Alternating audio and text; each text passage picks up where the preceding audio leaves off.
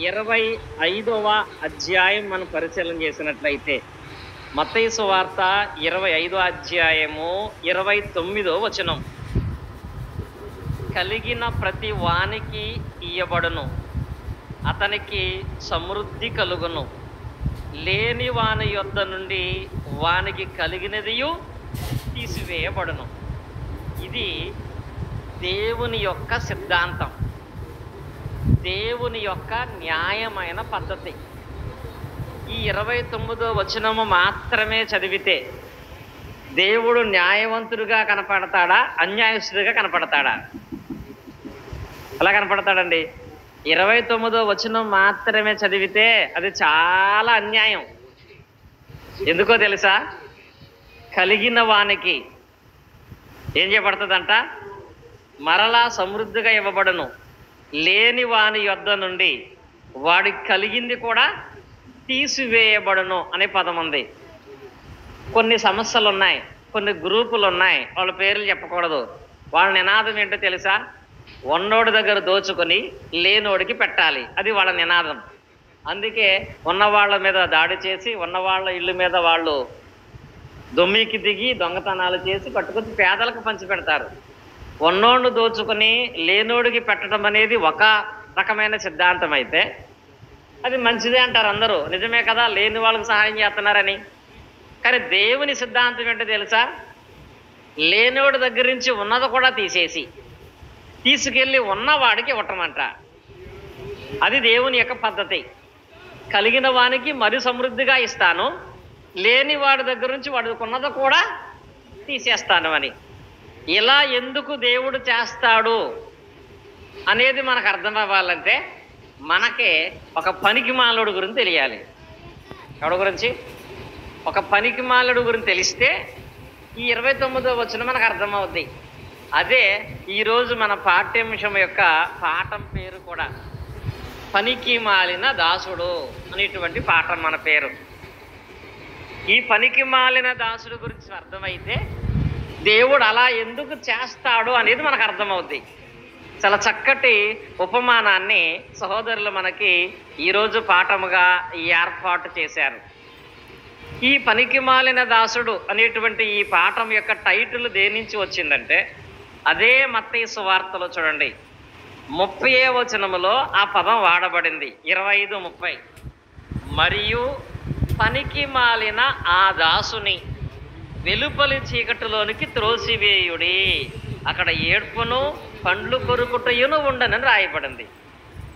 పనికి మాలిన ఆ దాసుని అనే పదం అక్కడ ఉంది కనుక దాన్ని మనము పాఠంగా నేర్చుకుంటున్నాం.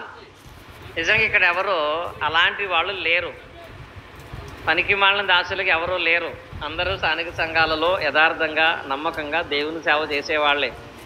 ఇది మిమ్మల్ని ఉద్దేశించింది కాదు, కానీ ఒకవేళ మనం పనికిమాలం అవుతావేమో జాగ్రత్త పడటానికి చెప్పేది మనం, మీరు కాదండి.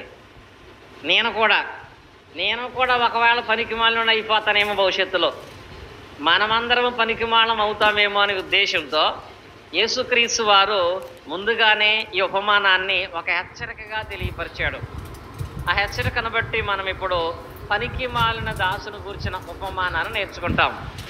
ఈ ఉపమానం మత్తయి సువార్త 25వ అధ్యాయము 14వ వచనం నుంచి 30వ వచనం వరకు ఉంటుంది. పనికి మాలిన దాసుల ఉపమానం మత్తయి సువార్త 25వ అధ్యాయము 14వ వచనం నుంచి 30వ వచనం వరకు మనం దాన్ని చూస్తాము.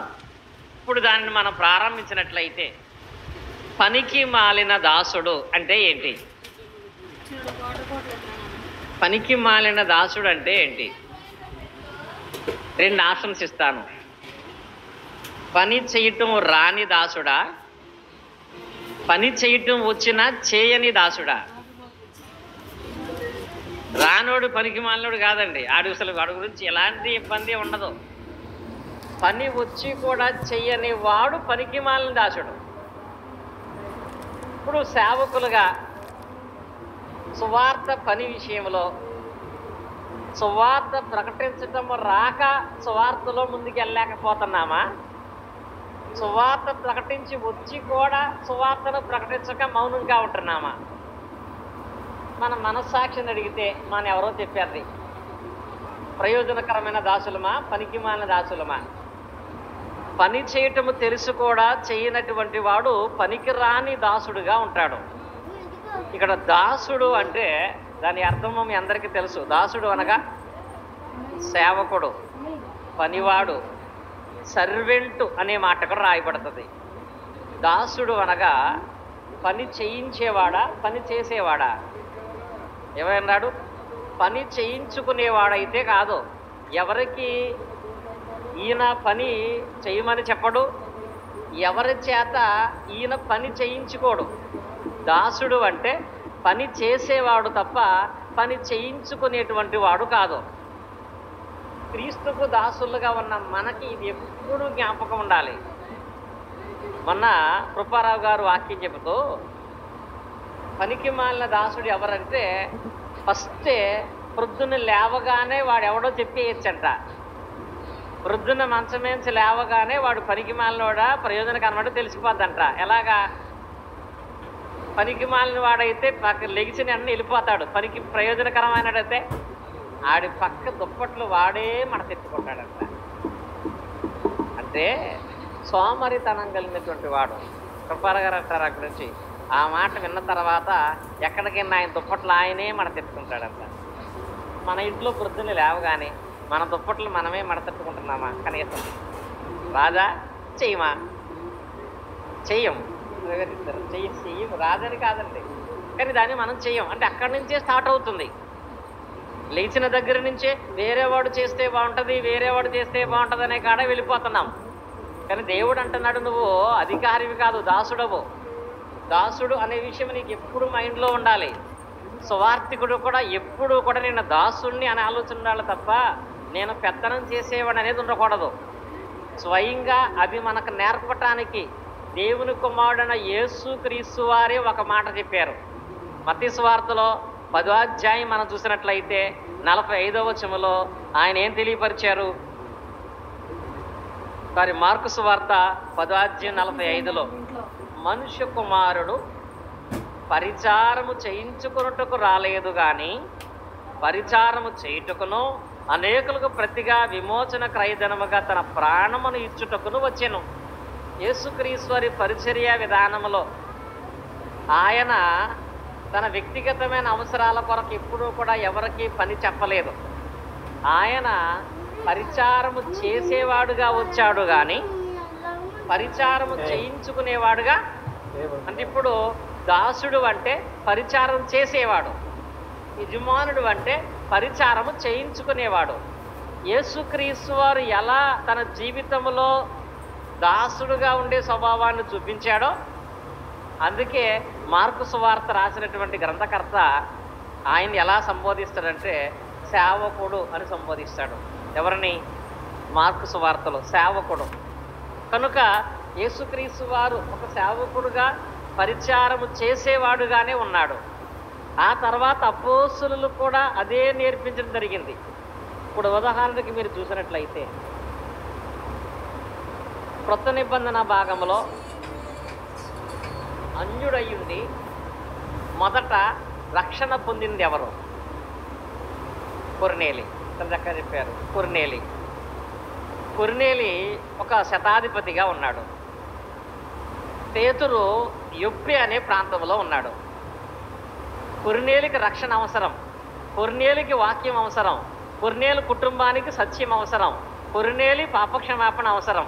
కానీ కొర్నేలికి అవసరమైన దాన్ని చెప్పటానికి ఎవరిని వెళ్ళమని చెప్పాడు దేవుడు? పేతురుని. ఇప్పుడు పేతురు గారు యొప్పే నుంచి ప్రయాణమయ్యి కొర్నేలు ఇంటికి వచ్చి కొర్నేలు ఇంటిలో కొర్నేలికి వాక్యం చెప్పాలి. అవసరం ఎవరిది? కొర్నేలిది. అవసరం తీర్చేవాడు ఎవడు? పేతురు. మరి దేవుడు కొర్నేలి నీ వాళ్ళందరిని తీసుకుని పేతురు దగ్గరికి వెళ్ళు, ఆయన్నేమి ఇబ్బంది పెడతాం, ఆయన ఏమొస్తాడు ఇక్కడికి, నీ అవసరం కాబట్టి నువ్వే అక్కడికి వెళ్ళమని చెప్పలేదు. పేతురు గారు కూడా వాడికి అవసరమైతే వాడు రావాలి, నేను వెళ్ళటం ఏంటి, నేను చెప్పటం ఏంటి, నేను వాళ్ళ వెనకాల పడటం ఏంటి అని అనుకోలేదండి. అప్పటికి అన్యులతో సహవాసం చేయటము యూదులకు ఇబ్బందికరమైన అలాంటి వాళ్ళతో ఉండటం యూదులకు ఇబ్బంది. పేతురు గారి పరిచర్యలో అది కొంచెం ఇబ్బందికరమైందే, కానీ నేను దాసుణ్ణి, ఎక్కడ వాక్యం వినేవాళ్ళు ఉంటే అక్కడికి నేనే వెళ్ళాలి అనే ఆలోచన కలిగినటువంటి వాడుగా పేతురు కొర్నేలు ఇంటికి వెళ్ళాడు. కారణం, పేతురు యజమానుడు కాదు, రప్పించుకునేవాడు కాదు. ఏం చేసేవాడు? ఆ ప్రాంతానికి వెళ్ళి దాసుడుగా పనిచేసేవాడు.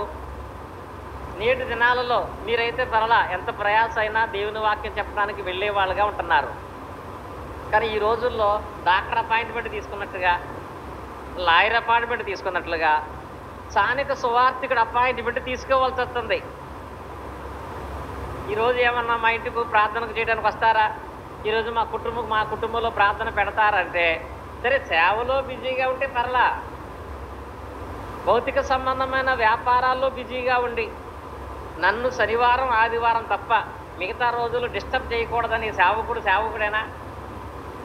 ఇంకా అంతగా అవసరమైతే మీరే రండి అనుకునేటువంటి వాడు సేవకుడు కాదు.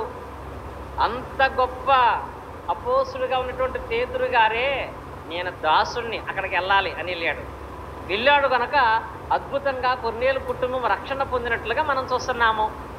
మరొక ఆయన మీరు చూడండి, మరొక వ్యక్తిని మనం చూసినట్లయితే పౌలు గారికి బాప్తిసం ఇచ్చింది ఎవరు? అన్నయ్య పౌలు గారికి బాప్తిసం ఇచ్చాడు. నపుంసకుడికి బాప్తిసం ఇచ్చింది ఎవరు? ఫిలిప్పు గారు. అపోస్తలుల 8వ అధ్యాయంలో ఫిలిప్పు గారు ఏ ప్రాంతంలో బాగా సేవ చేస్తున్నాడో తెలుసా?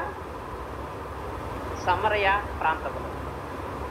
అపోస్తలుల కార్యం మనం ఒకసారి పరిచయం చేసినట్లయితే 8వ అధ్యాయంలోకి మనం వెళ్ళేటప్పటికీ అక్కడ ఒక భాగాన్ని మనం చూస్తాము. 8వ అధ్యాయంలో ఇక్కడ ఫిలిప్పు అపోస్తలుడు కాదు కానీ ఫిలిప్పు ఆ పట్టణంలో అత్యంత ఉన్నతంగా సువార్తను ప్రకటన చేస్తున్నాడు. చూడండి, ఇక్కడ 6వ వచనం, జనసమూహములు విని ఫిలిప్పు చేసిన సూచక్రియలను చూచినందున అతడు చెప్పిన మాటలు యందు ఏక మనసుతో లక్ష్యముంచిరి. అనేకులకు అపవిత్రాత్మలను పెద్ద కేకలు వేసి వారిని వదిలిపోయాను.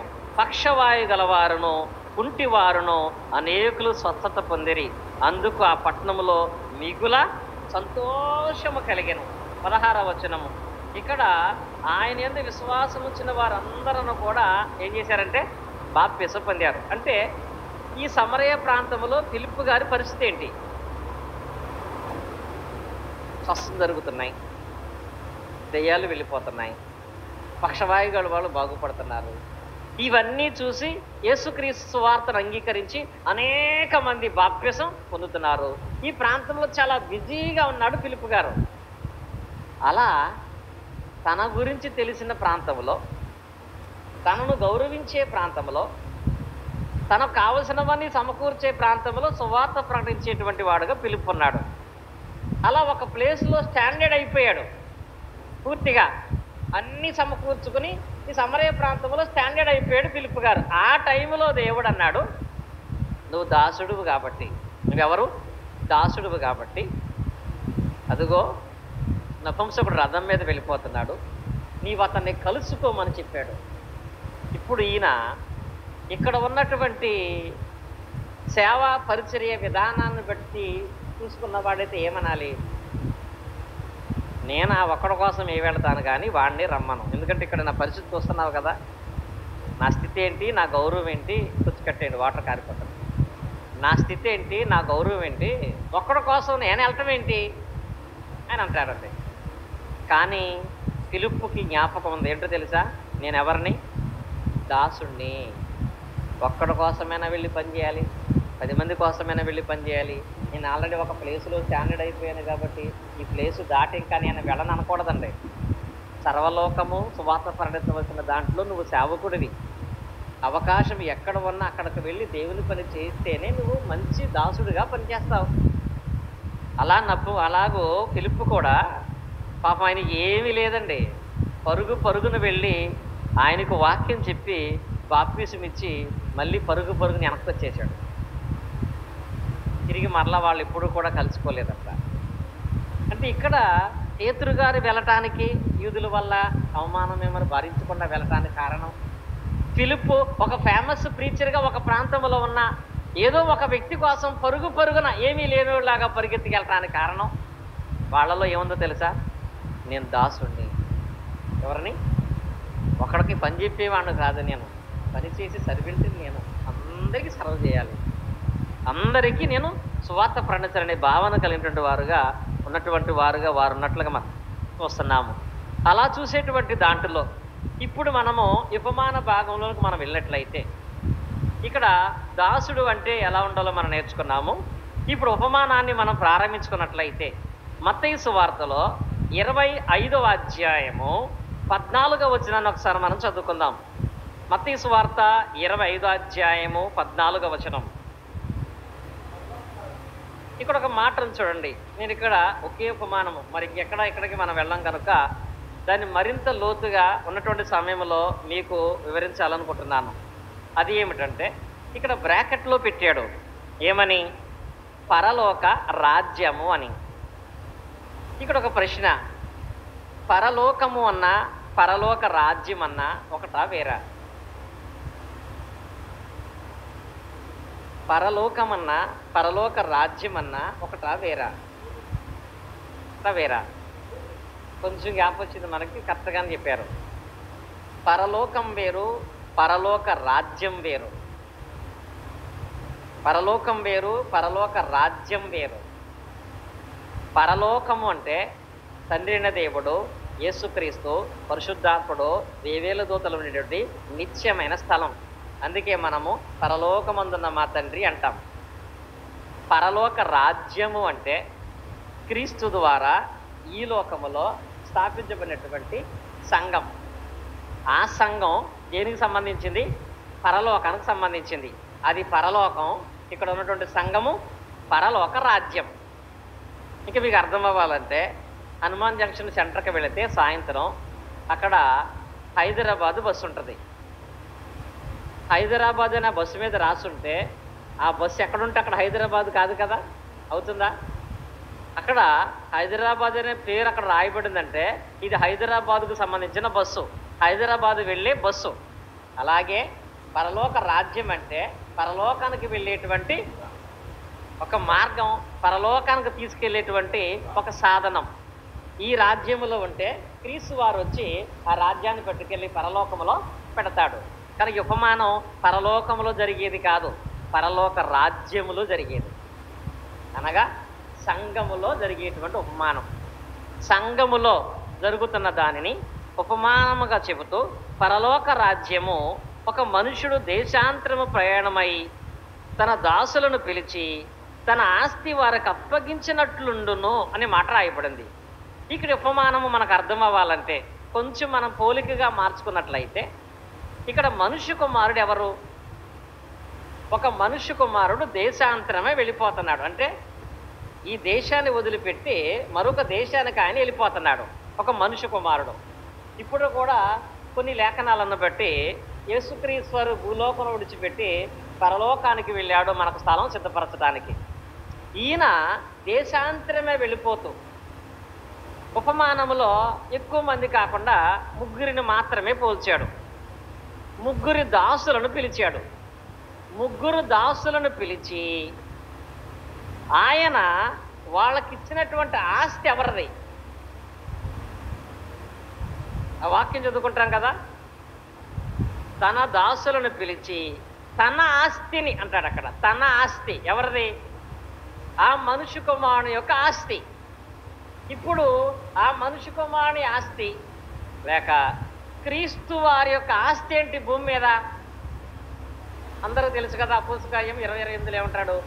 దేవుడు తన స్వరక్తం ఇచ్చి సంపాదించినటువంటి సంఘము.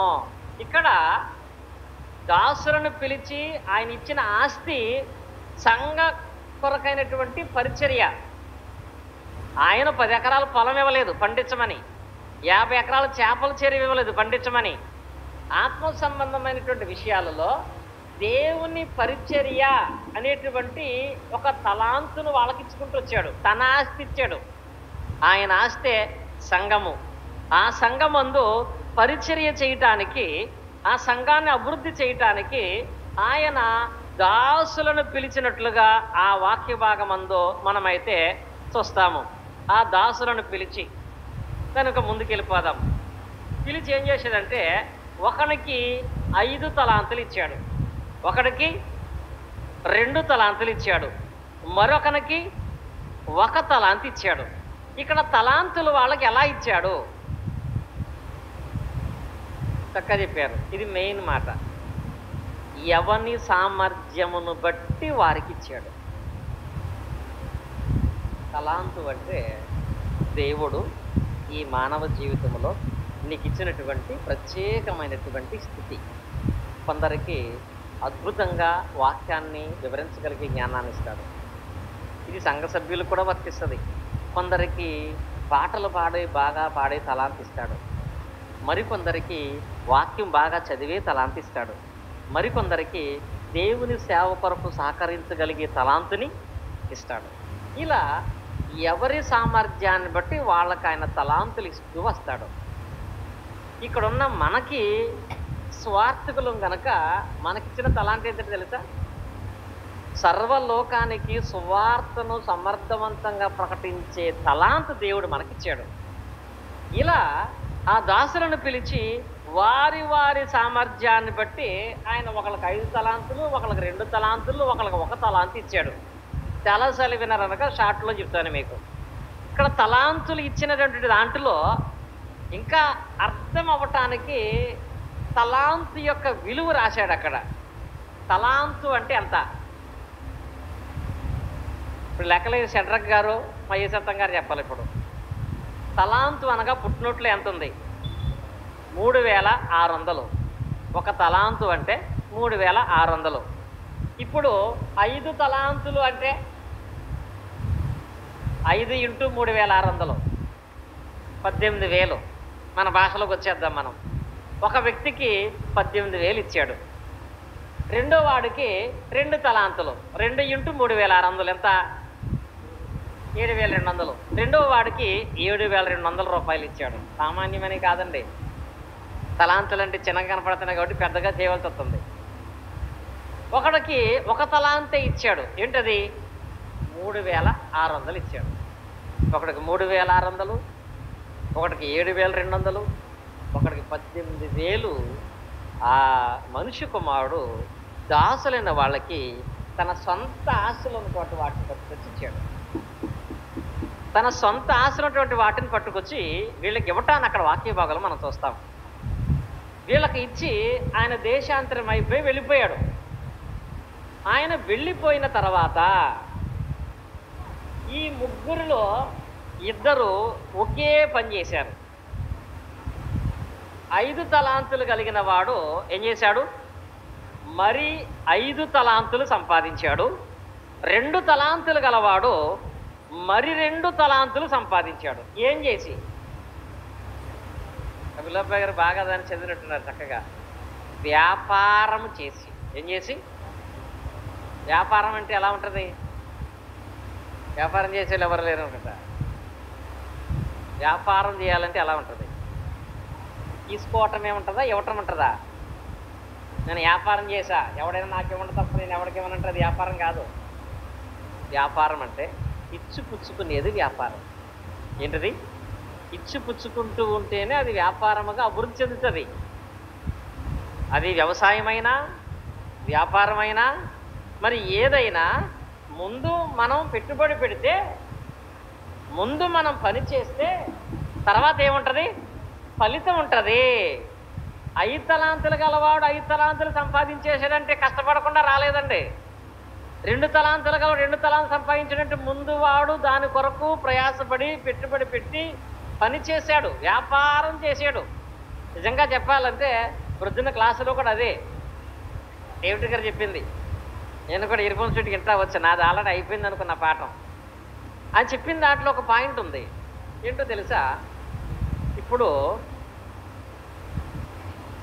మా ప్రసాద్ గారికి 5 ఎకరాలు ఉంది, చడ్ర గారికి 2 ఎకరాలు ఉంది, మారేష్ గారికి ఎకరమే ఉంది. ఇప్పుడు వ్యవసాయం చేసే వాళ్ళలో కష్టపడి పని చేసేవాడికే ఒళ్ళు నొప్పులు కాళ్ళు నొప్పులు ఉంటాయా? పని చేయనోడికి ఉంటాయా? నొప్పులు ఎవడికి? పని చేసేవాడికేనండి. వాడు పనికి వెళ్ళాడు, కాళ్ళు నొప్పులు వస్తాయి, ఒళ్ళు నొప్పులు వస్తాయి. అంటే పని చేసేవాడికే బాధలు. ఎకరం పొలం ఉంది, అది మరీ దారుణం. అదే అలా ఎందుకంటారో తర్వాత వచ్చేద్దాం మనకండి. ఇప్పుడు వ్యవసాయం ఉంది, పని చేసేవాడికి నొప్పులు, పని చేసేవాడికి బాధలు, పని చేసేవాడికి చింత. ఎందుకో తెలుసా? పని చేస్తున్నాడు కాబట్టి. చాలామంది అనుకుంటూ ఉంటారు, నేను నమ్మకంగా దేవుని పని చేస్తుంటే నాకు ఎందుకు సమస్యలు వస్తున్నాయి, నాకు ఎందుకు బాధలు వస్తున్నాయి, నాకు ఎందుకు ఇబ్బందులు వస్తున్నాయి, నాకు ఎందుకు బలహీనత వస్తున్నాయి. అసలు ఒక్కరోజు కూడా పట్టుమని బైబిల్ పట్టుకుని ఎక్కడా సేవకి వెళ్ళడు, నాతో పాటు సమానంగా తీసుకుంటాడు. ఆడు బాగానే ఉన్నాడు, నేను ఎందుకు ఇలా ఉన్నాను అంటే, ఎందుకున్నావంటే నువ్వు పని చేస్తున్నావు. నీకు బాధలు రావట్లేదంటే పని చేయట్లేదని అర్థం. విశ్వాసులకి సేవకులకి తేడా ఏంటంటే, విశ్వాసులుగా ఉన్నటువంటి వాళ్ళు కొన్ని సందర్భాలు వాళ్ళ శ్రమలు వస్తున్నాయంటే వాళ్ళకి దేవునికి దూరం అవుతారని అర్థం. సేవకుడుగా నీకు శ్రమలు రావట్లేదంటే నువ్వు దేవునికి దూరం అవుతారని అర్థం. దేవుని పని చేసేవాడికి శ్రమలు ఉంటాయి.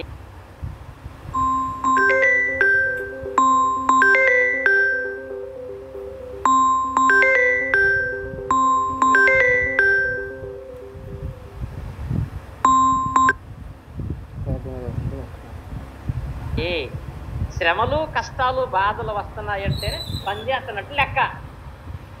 కనుక ఇతను ముందే పెట్టుబడి పెట్టి ఆ వ్యాపారము చేసి, ఆ వ్యాపారము కూడా ఏ వ్యాపారం అయి ఉండాలి తెలుసా? బైబిల్లో 2 వ్యాపారాలు ఉన్నాయి. ఒకటి మేలుకరమైన వ్యాపారం, రెండవది దుర్వ్యాపారం. దుర్వ్యాపారం అంటే అక్కడ బ్యాంకులో డ్రా చేసుకోవటం, ఇక్కడికి వెళ్ళి మందు షాపులో కూర్చోవటం, అక్కడ డ్రా చేసుకోవటం, ఇక్కడ ప్యాకెట్లో కూర్చోవటం, అక్కడ డ్రా చేసుకోవటం, చీట్లాడటం. దీనివల్ల ఎంత శాపమో తెలుసా? ఇక్కడ వీళ్ళు ప్రయోజనకరమైన వ్యాపారం. దేనికి ప్రయోజనం అవ్వాలి?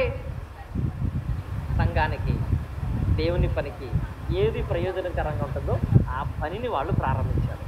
వీళ్ళిద్దరూ కూడా ఆ పనిని సమర్థవంతంగా ప్రారంభించి మంచి వ్యాపారాన్ని చేసి దానికి తగినట్లుగా 5కి 5 ఒకడు సంపాదించాడు, 10కి 2కి 2 ఒకడు సంపాదించాడు. అంటే మా లెక్క ప్రకారంగా మొదటివాడు 18,000 ఎంత సంపాదించాడు? 36,000 సంపాదించాడు. ఎంత అండి? 36,000. 7,200 వాడైతే 14,400. వీళ్ళ నెంబర్లు మామూలుగా మారలా, వీళ్ళ నెంబర్లు అద్భుతంగా మారినాయి.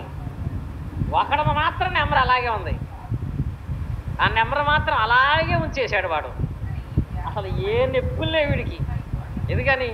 తిరిగితే కదా, వ్యాపారం చేస్తే కదా, కష్టపడి పని చేస్తే కదా, దాన్ని దాచేసాడు, వీడి పడుకున్నాడు. కానీ వీడికి ఎటువంటి చింత లేనటువంటి వాడుగా ఉన్నాడు. అలాంటి పరిస్థితులలో ఒక మాట మనం గమనిస్తే, ఈ ఉపమానములో తన ఆస్తిలో కొంత భాగాన్ని ఇచ్చేసి వెళ్ళిపోయినటువంటి ఆయన అదే 25:18 వచనంలో ఏం చేశాడు అంటే, తిరిగి వాళ్ళ దగ్గరకు వచ్చి ప్రతి ఒక్కరి దగ్గర ఏం చేశాడు ఆయన? లెక్క అడిగినట్లుగా ఆ వాక్య భాగం మందు మనం చూస్తాము. చూడండి, 25వ అధ్యాయం మనం చూసినట్లయితే 19వ వచనం. బహుకాలమైన తర్వాత ఆ దాసుల యజమానుడు వచ్చి వారి యొద్ద లెక్క చూసుకునేను అనే మాట రాయబడింది. ఇది వాళ్ళకే లెక్క, అందరికీ లెక్క. పౌలు గారు అంటాడు, ప్రతి వాడు దేవునికి లెక్క అప్పచెప్పాలి. ఎవరికో అప్పచెప్పగలదు అనుకుంటాం మనం, ఎవరు అడగట్లేదు అనుకుంటాం మనం. కానీ మనము దేవుని పరిచర్యలో పొందుకున్న ఫలితాన్ని బట్టి ప్రతి దానికి ఎవరికి లెక్క చెప్పాలి? దేవునికి లెక్క చెప్పాలి. దేవుడు రేపు లెక్క అడుగుతాడు. అలా లెక్క అడిగినప్పుడు 10 తలాంతులు సంపాదించిన వాళ్ళలాగా మాట్లాడాలి మనం, 2 తలాంతులు సంపాదించిన వాళ్ళలాగా మాట్లాడాలి మనం. వాళ్ళిద్దరూ అద్భుతంగా, అయ్యా నువ్వు నాకు 5 తలాంతులు ఇచ్చావు, ఇదిగో 5కి 5 10 తలాంతులు సంపాదించుకున్నాము చూడు అన్నారండి వాళ్ళు. అప్పుడు ఆయనకి ఎంత ఆనందం కలిగిందో తెలుసా? ఏమన్నాడు అక్కడ? బలా నమ్మకమైన మంచి దాసుడా, ఇందులో నమ్మకం నువ్వు, కొంచెంలో నమ్మకం ఉన్నావు నువ్వు, ఇందులో కొంచెములో నువ్వు ఎంత నమ్మకంగా ఉన్నావు, కొంచెములో నువ్వు నమ్మకంగా ఉన్నావు. కొంచెములో నిజమే, ఉన్న ఈ స్థితిలో నమ్మకంగా ఉంటే రాబో స్థితి అద్భుతంగా ఉంటుంది. మనకున్న కొంచెములో మనం ఎంత నమ్మకంగా ఉంటున్నావు, కొంచెములో నువ్వు నమ్మకంగా ఉన్నావు కనుక చాలామంది టెస్ట్ చేస్తూ ఉంటారు చూసారా? మానందరావు గారు కూడా చెరువులో పిల్లయటానికి ముందు ఒక ప్యాకెట్ తెచ్చి అక్కడ అందులో కడతాడు. ఎందులో? చెరువులో. అది బతికితే ఎక్కువ వేద్దాం అనుకుంటాడు. అవునా కదా? దేవుడు కూడా ఒక ప్యాకెట్ ఇస్తున్నాడు నీకు. ఈ ప్యాకెట్ నువ్వు వాడే దాన్ని బట్టి ఎన్ని ప్యాకెట్స్ ఇవ్వాలో దేవుడిస్తాడు. ఈ కొంచెంలో నమ్మకం కనిపెడతారంట మనం. ఈ కొంచెంలో వీడు మంచిగా ఆలోచన చేశాడు, దేవుని పరిచర్య కొరకు లాభకరమైన వ్యాపారం చేశాడు కనుక వాడిని బలా నమ్మకమైన మంచి దాసుడు అని చెప్పి సెకండ్ టైం ఎలా ఇచ్చాడో తెలుసా? 5 తలాంతులు అని చక్కగా 18,000 లెక్క పెట్టించాడు. తర్వాత అంటాడు, నేను లెక్క పెట్టలేను కానీ అందులో ఎంత ఉంటే అంత పట్టుకోమన్నాడు. అక్కడ అంటాడు, అనేకమైన పట్టణాల మీద అతను ఏం చేశాడు? అధికారి. అనేకం అంటే లెక్క లేదండి, లెక్క లేనంత దేవుడు ఇచ్చాడు. మనం చేస్తూ ఉంటాం ప్రార్థన, చాలాసార్లు అంటూ ఉంటాము కూడా, దేవుడు ఆకాశ వాక్కులు విప్పి విస్తారమైన దీవెనలు కుమ్మరిస్తాడు. ఎప్పుడు కుమ్మరిస్తాడు? చేస్తే కదా. దేవుడి పని మనం చేస్తే ఇస్తాడు, ప్రార్థన మాత్రం చేస్తే ఇవ్వడు కదా. వీడికి ఎంత విస్తారంగా ఇవ్వండి చూడండి, నమ్మకమైన దాసుడు కనుక. 2 తలాంతులు గలవాడు వచ్చాడు. నిజంగా చెప్పాలి, 5 తలాంతులు గలవాడు కంటే నాకు 2 తలాంతులు గలవాడు చాలా ఇష్టం. ఎందుకో తెలుసా? వీడికి అసూయ లేదు, ఏం లేదు. ఆయనకి కారు ఉంది, నాకు లేదేంటి? ఈయనకి బండి ఉంది, నాకు లేదేంటి అనుకోలేదండి. ఒకటే అనుకున్నాడు, నా సామర్థ్యం ఎంతే అని దేవుడు అనుకుంటున్నాడు. నా సామర్థ్యం ఎంతే అని దేవుడు అనుకుంటున్నాడు కనుక నా సామర్థ్యం ఇంత కాదు, ఇంతకంటే ఎక్కువే నేను చూపించాలనుకున్నాడు. ఏమనుకున్నాడు? దేవుడు అనుకున్నాడు, వీడి సామర్థ్యం ఎంతే అని ఇచ్చాడండి. 2 తలాంతులు గల వాడుతూ అంటాడు, నీ సామర్థ్యం అంతే అనుకున్నాక నువ్వు కూడా మంచి సీనియర్వే. నీ సామర్థ్యం ఎంత కాదు, చాలా ఎక్కువ అనిపించేటట్లుగా చేశాడు తప్ప అసూయ లేదండి. ఆ 2లోనే తన సామర్థ్యాన్ని చూపించాడు. కింద వాడి మీద గర్వపడలేదు, పైవాడి మీద అసూయ పడలేదు. అందుకే సమర్థవంతంగా పనిచేశాడు కనుక వాడిని కూడా ఏమన్నాడో తెలుసా? సరే, వాడు 5కి 5 సంపాదించింది కాబట్టి వాడు వెరీ గుడ్, నీకు 2 ఇచ్చాను, 2 కాబట్టి నువ్వు తక్కువ అనలేదని వీడికి కూడా సేమ్ ఇచ్చాడు. ఇచ్చేటప్పుడు ఏం చేశాడు తెలుసా? స్టార్టింగ్లో తక్కువగా ఇచ్చిన వాళ్ళ నమ్మకం కనపరిచేటప్పటికి అద్భుతంగా ఫస్ట్ 5 తలాంతులు గారికి ఎంత ఇచ్చాడో వీడికి కూడా అంతే ఇచ్చేశాడు. ఇదిగో అనేకమైన వాటి మీద నేను అధికారంగా నియమిస్తానని చెప్పి నియమించేశాడు. ఇప్పుడు అసలైన వాడు వచ్చాడు. ఎవడు? 1 తలాంతు గల వాడు వచ్చాడు. వాడొచ్చి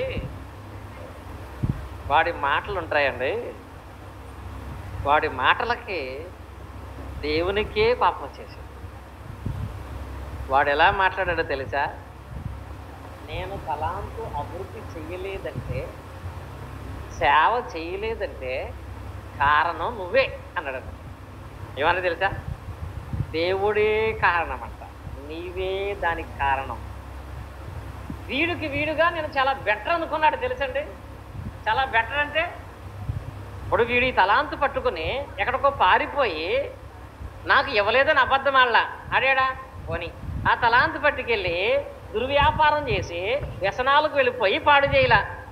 చెడుగా దాన్ని పాడు చేయలేదు, ఇవ్వలేదని అబద్ధం ఆడలేదు, నిజాయితీగా ఉన్నాడు ఏకంగా. కానీ ఆ నిజాయితీయే ఆడు గుణాన్ని బట్టి నాశనం చేసేసింది. వాడు ఏమన్నాడో తెలుసా? నీ తలాంతు ఏదని తర్వాత ఏం చేశానో ముందు విను, ఎందుకు చేశానో విను. నేను దాన్ని వీళ్ళకలాగా వ్యాపారం చేద్దామనుకున్నా, కానీ అందరికి లాంటి వాడవు కాదు నువ్వు. విత్తని చోట పోయి వాడవు, చల్లని చోట పంట కూర్చుని వాడవు, నీవు కఠినుడవని నేను ఎరుగుదును అన్నాడండి. అక్కడ నిజంగా దేవుడు అంత కఠినమైన వాడే అయితే ఎక్కడో మారుమూల ప్రాంతంలో గాలికి తిరిగే నిన్ను సేవకుడికి ఎందుకు చేశాడు? ఒరే అనే పిలిచే నిన్ను సహోదరులు సేవకులని గౌరవంగా పిలిచి స్థానం ఎందుకు ఇచ్చాడు నీకు? ఎందుకు పనికిరాని వాడుగా చూసే నిన్ను దేవుడు ఈ స్థానంలో ఎందుకు పెట్టాడు? నిజంగా దేవుడు అంత కఠినుడే అయితే నీ ఇంట్లో వాళ్ళెచ్చి అన్నారు నిన్ను, కానీ నిన్ను వాళ్ళ ముందు నిలబెట్టి దేవుడు పని చేపిస్తున్నాడు. అలాంటి వాడు అనుకున్నాడు అంటున్నాడండి అక్కడ. వీడు పని చేయకపోగా విత్తని చోట పోయేవాడు అంటే అసలు ఆ మాట ఎంత భయంకరం ఉంటుందో తెలుసండి. విత్తని చోట పోయేవాడు అంటే ఒక సామెత ఉంటుందండి. ఒకడు బాగా రెట్టి తిరుగుతుంటే నువ్వు మరీ కోడిగుట్టుకి ఎందుకు పీకుదాం అనుకుంటావంటారు చూసారా? కోడిగుడ్లకి వెంట్రుకలు ఉంటాయా? కోడికి వెంట్రుకలు ఉండవు, కానీ కోడిగుడ్డుకి వెంట్రుక పీకుతున్నాడు అంటే, పీకే లాంటి వాడు అంటే వాడిని ఎలా ఉంచినట్టు? దేవుని కూడా అలాగే అన్నాడండి. విత్తని చోట పంట కోస్తాం. ఎవడైనా విత్తనాలు వేయకుండా పంట కోస్తాడా? విత్తనాలు వేయకుండా పంట కోయాలనుకుంటే ఎంత మూర్ఖుడు. దేవుణ్ణి అలా అన్నాడు, నువ్వు విత్తన చోట పంట పోయేవాడు, చల్లని చోట నువ్వు సమకూర్చు, నువ్వు పట్టినది కూడా నేను ఎరుగుదనన్నాడు. అప్పటి వరకు పాపం దేవునికి కూడా వాడి మీద కఠినమైన మనసు రాలేదండి. మరి ఒక తలాంతు గలవాడు ఒక తలాంతుని దాచిపెట్టాడు కనుక నాకు వ్యాపారం చేయటం రాలేదు, సరిగా చేయలేకపోయాను, ఏం చేస్తే బాగుంటుంది నాకు అర్థం అవ్వలేదు, అందుకే దాన్ని అలా దాచిపెట్టాను అని మాట్లాడితే బాగుండేది. అప్పుడు ఆయన ఆ వ్యాపారం ఎలా చేయాలో తగిన మార్గాన్ని, వ్యాపారం చేసినటువంటి వాళ్ళతో సహవాసాన్ని ఇచ్చేవాడేమో. నిజంగా ఈ రోజుల్లో ఈ సహవాసంలో మనం ఏం నేర్చుకుంటున్నాం? మనకు వ్యాపారం చేయటం రాదు సహజంగా, కానీ వ్యాపారం చేసేవాళ్ళతో దేవుడు కలిపాడు. ఎందుకని?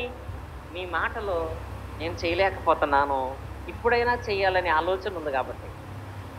నేను ఎందుకు చేస్తాను? అసలు దేవుడు మంచోడు కాదంటే ఎలా ఇస్తాడు దేవుడు అవకాశం?